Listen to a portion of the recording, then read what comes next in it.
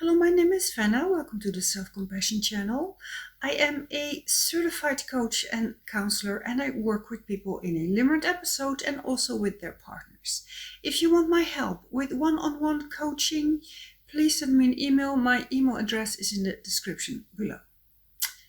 Now, limerence. We're going to talk about feelings because we limerents are not so good in feeling our feelings. We might think that we feel our feelings because we feel so much, but we're actually not. And why is it so important to feel our feelings? I'm going to explain to you why.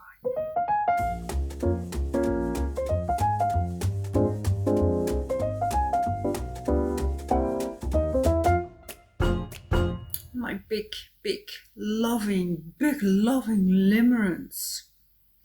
Maybe you've heard the phrase before.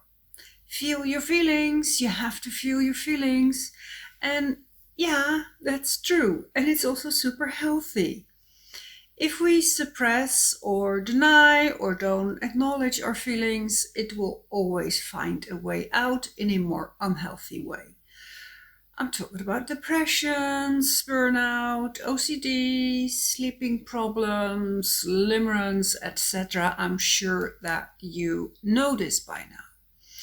And in fact, studies show that when you numb or soothe too much one of the feelings, the negative, unwanted feelings, emotions, you also make it harder to feel the wanted emotions. Like if you get rid of one, you also get rid of the other.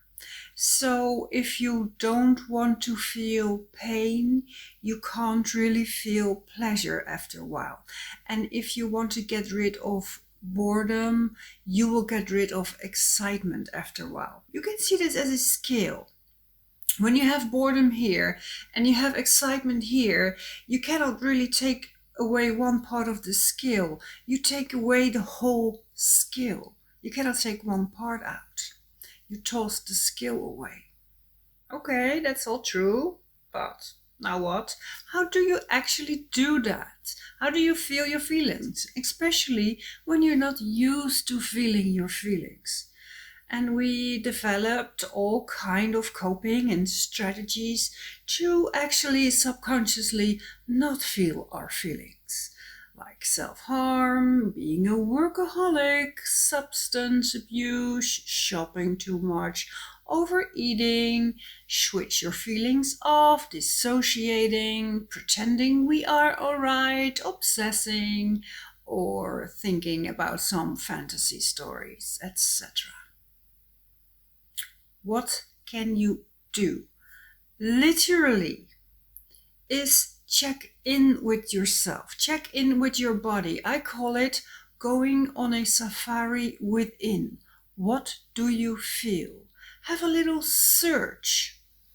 I feel a little tense. I'm also a bit frustrated, but I'm also kind of joyful. The feelings can be mixed and they even can contradict themselves. Be curious, check in. What do I actually feel? Have a minute to think about that. And of course, the more you do this, the more you practice this, the easier it gets. We limerents, for example, often feel some sort of tension in our upper body, as if something is lacking, something is missing, something or someone. By stating what you feel, you acknowledge your feelings. And feelings always want to be acknowledged. You don't have to like them. You don't have to want them. But they're there. Even if you don't want to, they're there. Okay. And then we can sit with them for a while. Literally sit with them. What do I feel? I feel this. Okay, I'm going to sit with it. Even when it's uncomfortable. Sometimes instead of putting on a podcast in my car, I decide not to. And it makes me nervous. It makes me really uncomfortable comfortable to not put the podcast on, to not distract my mind with another voice. And I sit with it. I feel the uncomfortableness and I endure it. I endure it for a while. And in feeling our feelings, we can use as a tool the 3 pillars of self-compassion. Number one is you state what you feel. And by stating it, you acknowledge it. I feel unworthy, I feel restless, I feel uncomfortable, whatever. That's step number 1. And step number 3 of the 3 pillars of self-compassion is make a friendly sentence. What would you say to a friend if he or she was in pain? You don't really say, oh, you're sad. Oh, wow, you should immediately get rid of this. This is really not good. You should not feel this. No, of course you would not say that. You would say something along the line like, I understand, it's okay to be sad. You have the right to be sad. I understand you feel sad. You're in a position that it's okay and normal to be sad.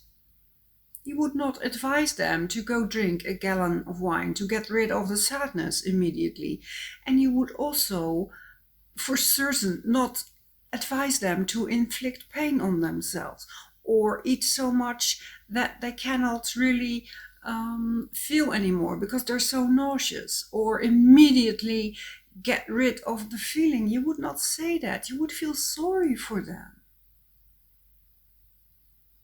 So again, long story short, we limerence are not so good in feeling our feelings. Well, at least not the uncomfortable ones.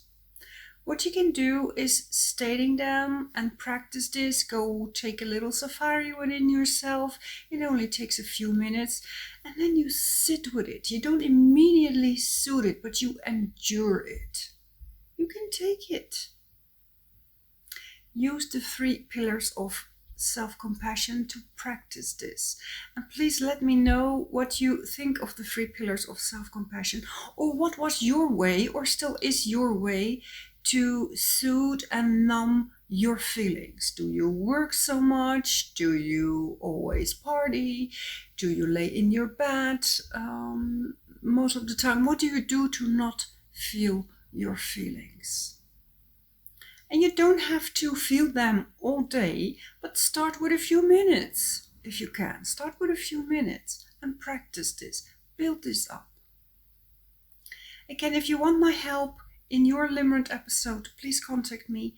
And for now, I want to thank you for watching this video, and I really hope to see you in another video. Bye.